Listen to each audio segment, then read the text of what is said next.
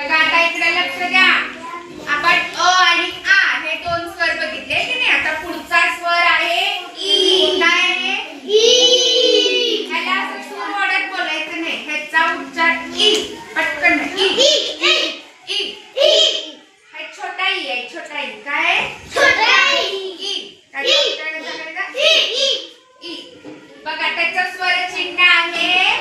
हे स्वर चिन्ह आहे. है की नाही. मोठी दांडी आहे आणि वर टोपी. हे स्वर चिन्ह आहे. ह्याला आपण म्हणतो पहिली वेलांटी. काय म्हणतो? पहिली वेलांटी. आता आपण बघा मगाचं अक्षर बघूया. हे कोणतं अक्षर आहे? ओ. आता आपण काय करूया? एक रेष मारूया पुढं आणि त्याच्यावरती काय करूया? टोपी घालूया. कची वेणी घालूया आपण. कला पहिली वेलांटी दिली. मग ह्याचा आवाज काय होणार? सूर ओढत नाही. की. काय होणार? की. काय? की. आता हे कुठलं अक्षर आहे सांगा?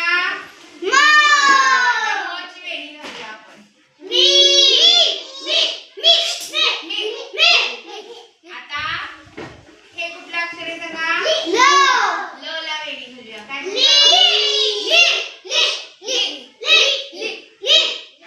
शाबास. लक्षात आलं तुमच्या? आता पुढचा स्वर बघा.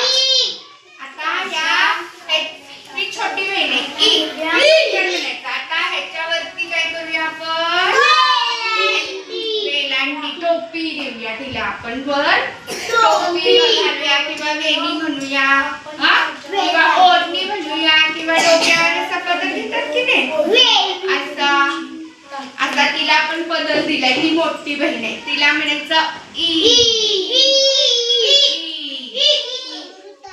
ती छोटी होती ती ई. त्याच्यावर ई होता. आता ई. काय म्हणायचं?